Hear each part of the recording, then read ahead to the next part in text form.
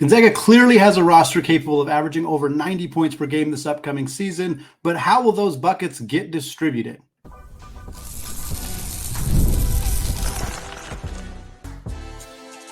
You are Locked On Zags, your daily podcast on the Gonzaga Bulldogs. Part of the Locked On Podcast Network, your team every day. What is going on, y'all? Happy Monday and welcome into the Locked On Zags podcast, part of the Locked On Podcast Network, your team every day. I'm your host and longtime Gonzaga podcaster, Andy Patton, here to bring you news and updates on all things Zag athletics. Today's episode of Locked On Zags is brought to you by LinkedIn Jobs. Folks, these days, every new potential hire can feel like a high-stakes wager for your small business. That's why LinkedIn Jobs helps find the right people for your team faster, and they do it for free. So post your job for free at linkedin.com/lockedoncollege. Terms and conditions apply. Well, folks, it is Monday, and it is Mailbag Monday today. Got some questions from a handful of you to answer today. Love these mailbag episodes. If you want to get involved in Mailbag Monday, the easiest way to do so is to join our Discord channel. Locked On Zags Discord, over 350 Gonzaga fans in there. It is free to join. There's a link in the show notes on audio and video platforms. We're talking about all things Gonzaga basketball, WCC, general college basketball, Zag baseball, Zags in the NBA, women's basketball, all of it, chatting all the time. Fantastic community of Gonzaga fans that's been built there. There's also a mailbag section, so you can ask your questions there. If you don't want to join the Discord, or if you want to ask questions in a different way, you can email me, andypatton013@gmail.com. I'll make sure to get your questions answered at the next mailbag for that. Couple questions today. This first one here comes from Austin via Discord. Austin says, the last time Gonzaga made the national championship game, they averaged 91 points per game. Let's say this year's team averages 91 as well. Here's your challenge. Guess or estimate on how many points each player will average, assuming the team averages 91 per game.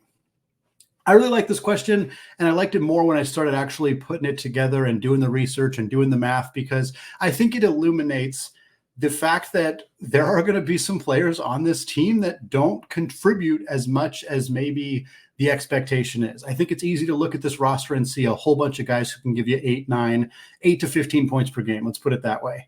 But if a few of the guys that we expect to be primary scorers, the All-American candidates, the Graham EKs, the Michael Ajayis, even the Hickman and Nembhards, if those guys contribute at a level we think they're going to contribute at, eventually we're not going to get 10 points from every single player coming off the bench, or else this team's going to be averaging 115 points a game, and that's just not going to happen. Frankly, 91, I don't think it's out of the question for this team by any stretch of the imagination, but it's at the high end. Like there's the pretty good likelihood they do average around 91, but they're probably not going to go much over that. So some of you are going to hear some numbers right here with certain players. You're going to think there's no way so-and-so only averages that amount of points. Then you got to take it from somebody, unless you think this team's going to average 99. And I can pretty much tell you with confidence that they're not going to average 99 points a game. So here's the breakdown on the 11 players on Gonzaga's roster that I think are going to be the 11 scholarship players on the roster and their points per game for next season. It adds up to exactly 91 points per game. Start at the top, Graham EK, 16.6 points per game. For a lot of the returnees, I didn't change things all that much, maybe a few up, a few down, kind of based on the personnel around them. So Graham EK is at 16.6. Second on the team, I have Michael Ajayi at 13.7. That's a little lower than where Anton Watson was last year. It's 4 points lower than where he was, but of course he was in a very different system at Pepperdine. Next is Nolan Hickman at 12.5. He was about 14 last year, so that's a drop for him. Nembhard comes in next at 10.5. That is also a bit of a drop for him, but that's because they have Khalif Battle, who I have next at 9.5 points. That's pretty low for him, but again, between Hickman, Nembhard, and Battle, it's hard to imagine that all of them are going to be at or more than the amount of points per game they scored last year. So again, EK 16.5, Ajayi 13.7, Hickman 12.4, Nembhard 10.5, Battle 9.5. Then you get the two other bigs who I have basically right next to each other, Ben Gregg at 9.1, Braden Huff at 9 even. That's basically around where they were last year, within a point. It's actually a little bit lower for both of them, but it's, again, I think it's within a point of where they were last year. After that is where you get to the 8, 9, 10, 11 guys. And again, some numbers that are going to surprise some people. Steel Venters, 4.3 points per game. I think it's going to be more. I'd like to believe it's going to be more, but I did the math. I threw this all together and I was like, we got to cut at certain places because this just is not going to work for them to get to 91 points a game or for these other guys to get the numbers they need to get without some guys having lower numbers than we're expecting. So I got Venters in at 4.3. I got Stromer about a point off from where he was last year at 3.9. And then I got Emmanuel Inocente at 1.1 and Jun-Suk Yo at 0.9. Now, I don't think either Yo or Inocente, are going to play every single game. So you can kind of wipe those points off for certain games. Obviously, we will also have probably at least a handful of points from some of the walk-ons, whether it's Joe Few, whether it's Joaquim Reyes-Moore, whether it's one of the new walk-ons, Kate Orness or Noah Holland. But again, those are going to be few and far in between in terms of actually contributing to Gonzaga's 91 point per game average. But that's the breakdown that I have projected. Obviously, it's going to be different than that in a lot of ways, but that's the general prediction here in early June as to what this is going to look like. And I think for people thinking, well, there's no way Steele and Dusty don't contribute that much, you got to find a place to take the points from. Whether it's Nembhard dropping significantly more, whether we don't think Michael Ajayi scores as much, Khalif Battle, like I don't know where you think those points are coming from, but this is why this was a fun exercise for me to really break down. Okay, if Gonzaga is going to get to 90 points per game, there's a lot of different ways they can get there, but there are going to be some guys who just don't score as much as maybe we might think that they're capable of or that they could do this upcoming season. Next question here comes from Jeff via Gmail. Jeff says, with respect to Gonzaga moving to another conference, would it be better or worse for Gonzaga if the ACC falls apart like the Pac-12 did? It seems like the ACC falling apart would be worse for Gonzaga getting into the Big 12, but the ACC falling could significantly improve Gonzaga's prospects for being welcomed into the Big East or the Pac-12 Mountain West. So I'll start with the Pac-12 Mountain West merger, reverse merger, whatever ends up happening there. I think Gonzaga gets invited into that conference pretty much regardless. I don't think that necessarily means Gonzaga accepts that invitation. Certainly if they think the Big 12 could still come calling, if they think the Big East is in conversations with them. I do think that whatever ends up happening when the Pac-12 and the Mountain West get it together, they determine what they're going to do. And part of what they're waiting on is with the ACC. If the ACC starts getting poached, if they start falling apart, Stanford and Cal are probably going to come crawling back. They might grab SMU along the way, make a pit stop in Dallas, bring them along with. And I think for the Pac-12 Mountain West, they have to wait and see if that's going to happen because they'd love to have Stanford and Cal back. They'd love to get SMU. At that point, maybe they go try to grab a Memphis or even a Tulane, which isn't a huge basketball addition, but makes sense in football or something like that. If that starts happening, Pac-12 gets the top of the Mountain West. They get San Diego State. They get Fresno State, Boise State, UNLV, Colorado State, whoever else they want there. They get Stanford and Cal back. They get SMU. They get a Memphis. They extend an invitation to Gonzaga. Gonzaga's going to have to really think about it because now you're talking about a pretty darn good basketball conference. Not great, not elite, not Big 12 by any stretch, not even Big East, but a decent basketball conference. So I do think there are elements of this ACC potential falling apart here that could benefit Gonzaga with regards to a Pac-12 Mountain West reverse merger. In terms of the other conferences, it just depends what happens. It depends what happens. If the Big 12 is starting to try to poach teams from the ACC, are they also going to try to grab UConn along the way? Because UConn's probably going to start getting a little antsy if they're still in the Big East and the ACC is starting to fall apart around them. Or does the Big East, and if that, I guess I should say, if the Big 12 is starting to pull those teams and they pull UConn and the Big East starts panicking, yes, they could call Gonzaga. They could also try to get Syracuse back. They could try to get Louisville back. They could try to get Miami or Boston College back. Those programs probably aren't eager to jump into the Big East without football because of how important football is right now. But that could be something that happens. They house their football program somewhere else. They go independent. They jump into the Big East. So the Big East is not necessarily going to be panicking and trying to add Gonzaga if they think they can benefit from this ACC falling apart. That's why it's hard to know. It's hard to know. I could see the Big 12 trying to grab as many of these ACC teams as possible. I also think the SEC could get involved, try to grab Clemson and Florida State. Maybe the Big 10 tries to get involved, grab some of those programs as well. It's going to be a free-for-all. It's going to be chaotic. It kind of depends how it all breaks down. I think Gonzaga, it would be silly to say that this doesn't somehow impact Gonzaga. It's just hard at this point to know exactly how that would happen. Well, folks, 26 of Gonzaga's 31 games for this upcoming season are accounted for. We're going to discuss what those final 5 games might look like coming up in just a second. But first, I want to tell you all about LinkedIn Jobs. Folks, when you're hiring for your small business, you want to find quality professionals that are right for the role. And that's why you have to check out LinkedIn Jobs, because LinkedIn Jobs has the right tools to help find the professionals for your team faster, and they do it for free. And LinkedIn is not just another job board. They have a vast network of over 1 billion professionals, and they can help you find those people, even people who are not even looking for a new job, but just might be open to that perfect role. And in a given month, over 70% of LinkedIn users don't visit other leading job sites. So folks, if you're not looking on LinkedIn, you're not looking in the right place. On LinkedIn, 86% of small businesses get a qualified candidate within 24 hours. So hire professionals like a professional on LinkedIn. LinkedIn is also trying to find ways to make this process even easier, including launching a feature that helps you write job descriptions, which makes that process quicker, less painful, a lot easier. So post your job for free at linkedin.com/lockedoncollege. That's linkedin.com/lockedoncollege to post your job for free. Terms and conditions apply. All right, folks, segment 2, still any patents, still Locked On Zags podcast, still going through Mailbag Monday here on this Monday edition, mid-June. Love that you're all still here hanging out with us on Locked On Zags. Very much appreciate all of you. Next couple questions here from Jeff via Gmail. Jeff says, with Gonzaga's 18 WCC games set, that gives the Zags 26 games so far in the upcoming season. Have you heard about who the remaining 5 games might be against? Any chance the remaining games will be anything other than bye games against the SWAC or MEAC teams in the past? Let's take a look at the history for Gonzaga's non-conference schedule the last couple of years. I started in the 22-23 season because the season previously, the season previously, a lot of games have been canceled because of COVID. So we're trying to do some math here, some count them out. So this year, upcoming, Gonzaga has 4 games against what I would consider marquee non-conference opponents. They have 3 games in an MTE. The last couple of years, they've always had 3 games in an MTE. That's the multi-team events. That's your Atlantis, Maui, Phil Knight Invitational, whatever it may be.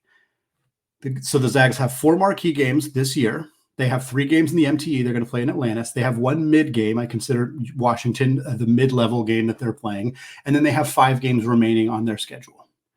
Last year, Gonzaga played 5 marquee non-conference games. They also played 3 games in Maui.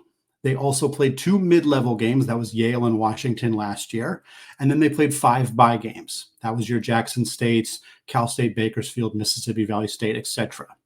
The year before that, Gonzaga played 5 marquee non-conference games. They played 3 games in a multi-tournament event. They played 2 mid-level opponents, and they played 5 bye games.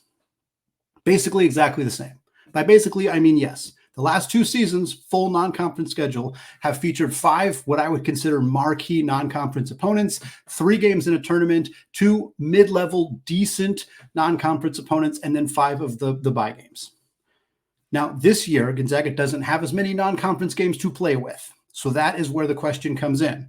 Otherwise, we'd assume they're probably going to try to do the same, which they have 4 marquee games now, so they add 1. They got 1 mid-level game. They add 1 of those, and then you add 5 bye games. Problem is Gonzaga's only got 5 games left. So where do those games come from? Do they still add a marquee game and a mid-level game and only play 3 bye games?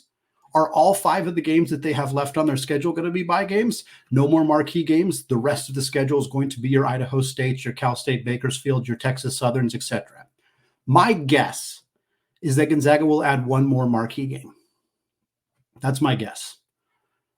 Maybe it's Baylor. We know that Mark Few and Scott Drew have a good relationship. Maybe it's Arkansas. John Calipari indicated that they are still looking for 1 more big game on their schedule. We know he's willing to play Mark Few. We know he's willing to play Gonzaga. We know he's willing to lose to Gonzaga. He keeps doing it. So maybe that is the last game that we get on that schedule. Maybe it's a BYU. Kevin Young, new coach over there. Maybe he wants to challenge himself against Gonzaga. Maybe they can find a way to get that game going. Maybe there are other games, Big 12, Big East opponents they could potentially play.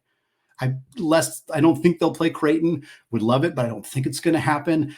Maybe there's some other games. Maybe they try to get a TCU or somebody like that. There's plenty of options. St. John's would love to play Rick Pitino in St. John's. That'd be a lot of fun. But I think that they are going to try to add 1 more marquee game. And if they can't find a marquee game, I think that at least one of the next games that they add is at least a mid-level game. Maybe it's a good mid-major team, like they've played Kent State in the past or Yale in the past. Those were good NCAA tournament caliber mid-level teams. I don't think it'll be Grand Canyon because they're about to enter the conference, but think that caliber of team, a McNeese, a Grand Canyon, a James Madison, somebody like that, if they can't get a marquee game. But of the 5 games they have left, I would bet that 4 of them are going to be games that don't really excite the crowd. Again, those SWAC opponents, the Mississippi Valley States, the Jackson States, whomever. Maybe they get one regional one, Montana, Idaho State. I don't think it'll be Eastern. I think they're going to probably take a break from each other right now because of Dan Munson coming over to coach that program. So think Idaho State, Montana State. I think 1 or 2 of those opponents, 1 or 2, maybe even 3 like SWAC caliber opponents. Maybe they get a non-D1 game in there. They'll certainly have an exhibition game against somebody like Lewis Clark State or Eastern Oregon, but maybe they'll also get a non-D1 game that's actually on the schedule as well. So that'd be my guess. 4 not very exciting games. Hopefully there's 1 exciting game to come. Hopefully it's a very exciting high-level game like a Bama or Arkansas or Baylor or somebody like that. But if not, hopefully at least it's like a Dayton, a St. Louis, a Kent State, somebody that's going to help Gonzaga get better as opposed to just being the tune-up by game style, which we know we're going to see quite a few of those as well. Next question again from Jeff via Gmail. Jeff says, with Gonzaga's list of WCC opponents set, if you could swap out one of the opponents Gonzaga is playing once and switch them out with one of the opponents Gonzaga is playing twice, which would you switch, or would you make any changes to the schedule? Yeah, I'm actually pretty fine with how this turned out for Gonzaga. We talked about this on Friday's show. For those of you who missed it, Gonzaga's 18-game WCC schedule is officially set. Gonzaga will play every team in the conference twice except 2. Those 2 teams they will play once. That is the same for everybody in the conference. The 2 teams Gonzaga is playing just once is San Diego, who they are hosting in Spokane, but will not play at San Diego, and then Pacific, who they are not hosting in Spokane, but who they will play in Stockton. The only thing that I would do is flip that. I am perfectly fine with those being the 2 opponents that Gonzaga does not play multiple times this year. But I would much rather the team get a chance to go to sunny San Diego sometime between January and early March and not have to go to Stockton, California. The Zags do not play well in Stockton. It's a wonky arena. They have struggled to play at Pacific. I think Pacific is going to be better. Not necessarily right away, but I think Dave Smart is a good coach. He's got Canadian pipeline. He's already brought in talent from Canada, from the ranks. He's got good transfers coming in. I don't think that there's going to be immediate instant success, but I think in the next couple of years, Pacific is going to get better. And I think that I just would rather bring them to the kennel than get a chance to play down there. I also just think it's unfortunate that Gonzaga doesn't get that trip down to San Diego. Now they get to go to Malibu. They get to go down to LMU. Like they're still going to take some of those Southern California road trips. In fact, they will go to San Diego at a different point in the offseason whenever they play San Diego State, because that game is going to be down there. But I don't think that this is some egregious thing. Portland is kind of the other team that's not very good in the conference. Same with Pepperdine. You could switch them out with San Diego and it wouldn't make a big deal. I think it's important for Gonzaga to get that game at the Chiles Center. It's better for there's a lot of Gonzaga fans who go to that game in Portland. Now, granted, they're also going to get an opportunity to see Gonzaga in Corvallis this year, which is very cool. I get to see them at Gill Coliseum in Corvallis as well as at the Chiles Center in Portland for those Portland, Beaverton, Hillsborough area Zags like myself getting an opportunity to kind of go both spots there. So I think this is totally fine. I think this is fine for Gonzaga. I don't think that this is a schedule that's worth really nitpicking for the Zags. I think it turned out in a pretty quality way for them this upcoming season. Well, folks, is Gonzaga's ceiling capped by a lack of NBA talent, or is that just a silly narrative being spun by the national media? We're going to talk more about that in just a second. Right after I tell you about today's sponsor, FanDuel. Folks, it is NBA Finals time. It is also Stanley Cup Championship time. Baseball is in full swing as the summer months arrive, and FanDuel is your place to bet on every single game, because right now new customers get $150 in bonus bets guaranteed. That's $150 win or lose. So bet on everything from slap shots to home runs to slam dunks, all in an app that is safe, secure, and super easy to use.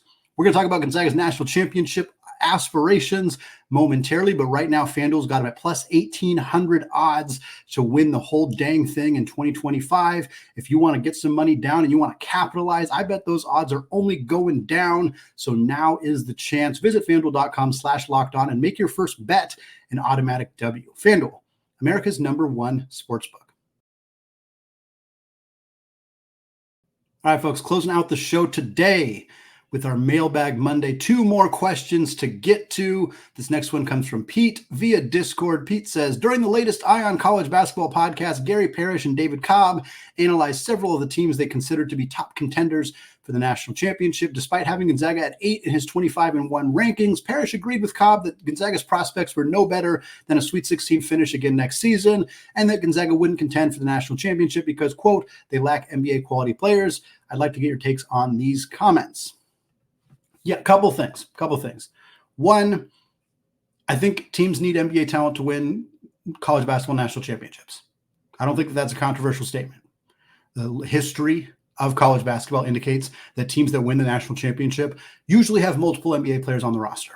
Last year, 4 of UConn's 5 starters are going to be in the NBA next year.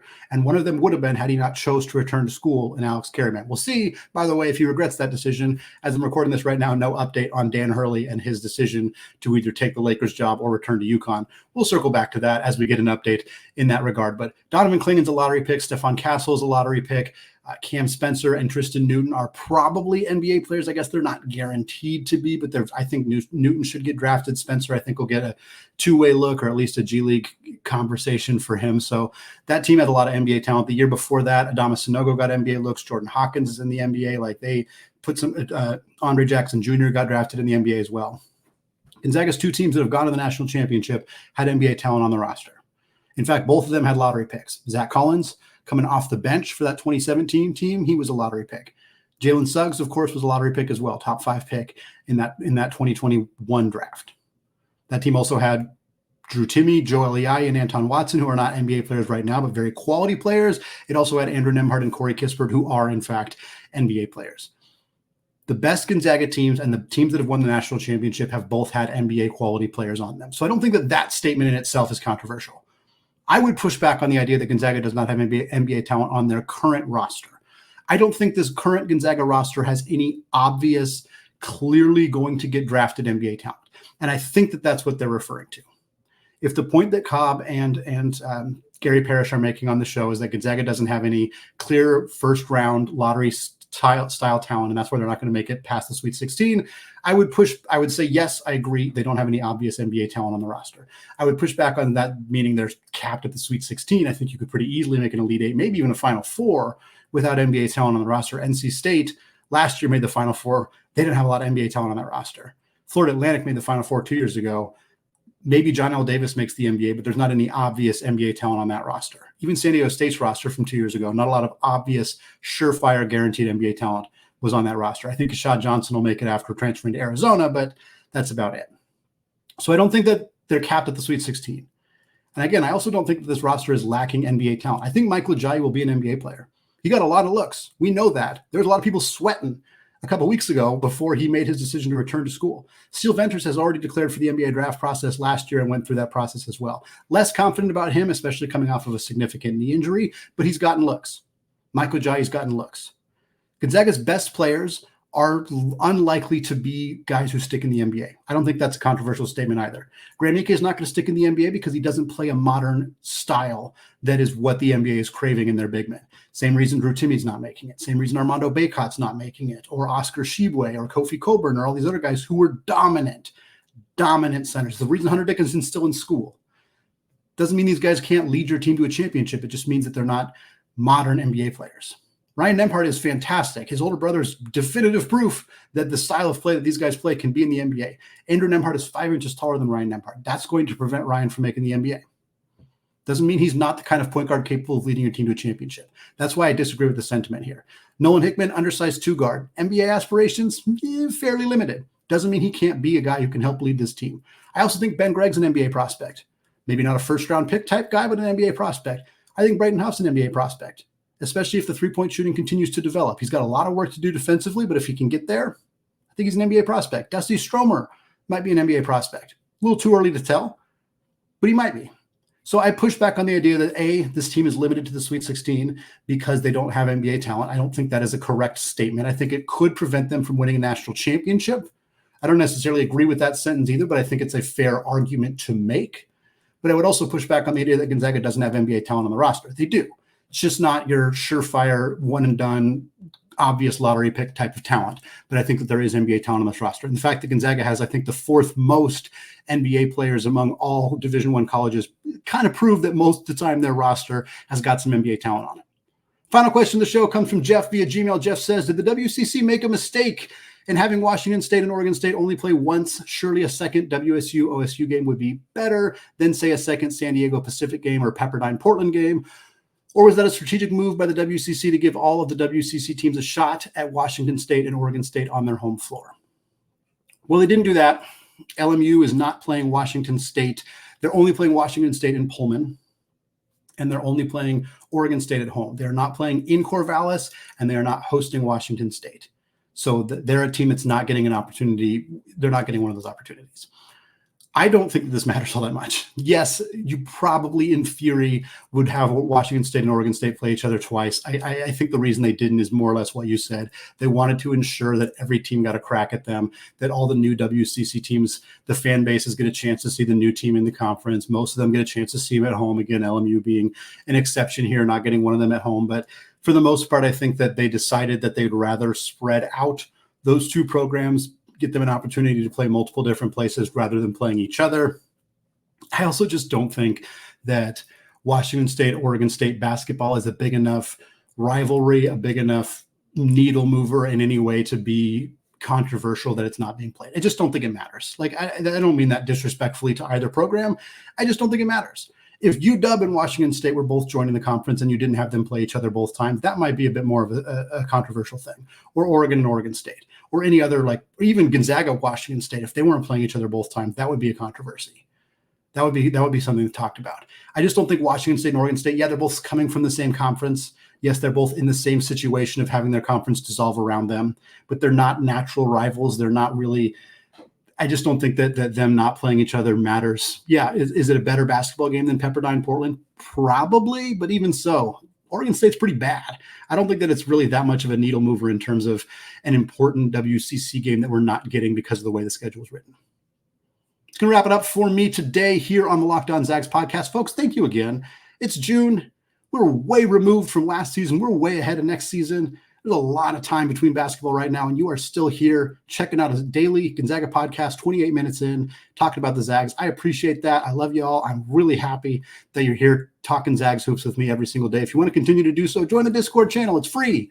And there's a link in the show notes, audio and video platforms, talking Zags stuff all the time. We'll be back later this week. Keep you up to date on the Dan Hurley situation, what that might mean for Gonzaga. Keep you up to date on those 5 remaining games on the schedule. Keep you up to date on what's going on with Anton Watson and his pursuit to be selected in the 2024 NBA draft. All of that and more coming your way this week on Locked On Zags. Thanks again for listening. And until next time, as always, go Zags.